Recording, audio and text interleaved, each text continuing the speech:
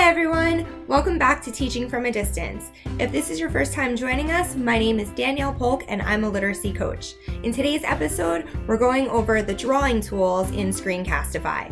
If you missed last week's episode where we installed Screencastify, I will leave a link to that video in the description box. Screencastify has easy annotation tools to use with any internet-based presentation. Because it's an internet-based application, it works when we present through a browser tab. We will also show you some tricks for using the annotation tools in Google Slides, as well as where to find the annotation tools in PowerPoint. So grab your favorite presentation and let's get to it. Before we begin our Screencastify presentation, we want to make sure that our drawing tools are enabled. Now, when we had initially installed the application, we did allow this permission to be set, but we want to make sure that those drawing tools are going to be there for us when we begin to our record. So we're going to click on our icon and then click on Show More Options. This will bring up some advanced features. So we have here our Show Drawing Tools setting, and we see that because it is highlighted in pink, it is in fact enabled. So now we're ready to record. I'm going to select my desktop again so that I can toggle between tabs. You can also select your browser tab if you want to show just one browser feature. I also want my microphone enabled, so I'm going to toggle that and make sure that that is on as well. And now I'm going to record by hitting the record button.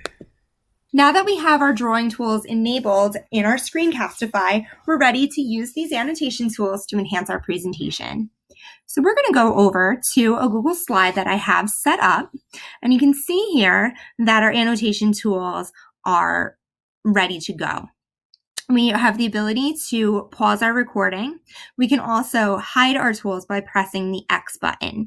You can bring back these tools by pressing Alt+T.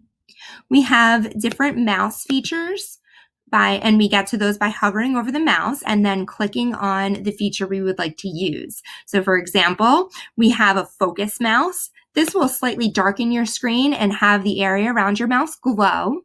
This will allow you to hone in on a certain area of your presentation. We also have a halo around our highlighter tools. So we can uncheck our focus mouse to make the glow go away, and we can bring up the halo feature by clicking on that. Now when we click on any area of our screen, our mouse pointer has a little halo next to it. We also have a pen tool. This will allow us to annotate our slides, circle things that we think are important. We also have an eraser tool. So if we made a mistake, we can use our eraser, and we can also wipe our board clean by clicking on this box here. We can also use our annotation tools on any live website. So here we have an example of a nonfiction assignment I'm working with my students on, and I can use my pen tool to help enhance what I want my students to look at. So as I'm going through my read, I can highlight different things and I can focus on areas of the text that I think are important. I can also use multiple mouse tools simultaneously. It's important to note that the annotation tools automatically pop up in any browser tab on a website. So let's take a look at how to use the annotation tools on a Google slide. You can see here that I have my Google slide open and it is in a browser tab so that I do have my annotation tools, but we're in edit mode. When I click on present, the annotation tools disappear. I am, however, left with the Google Slides presentation tools. So I have my pointer and I have my slide advanced screen and I have my speaker notes and whatnot. However, I want to use the annotation tools.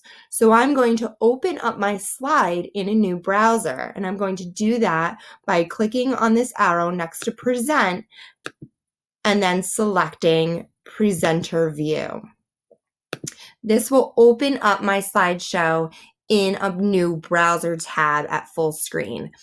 So I can click over into my presentation and you can see that my tools are now visible and I can hone in on what I would like to focus on. So again, to use the annotation tools, we're going to open up our slideshow, select our slide that we like to use, and select presenter view. And now we can use all of our tools.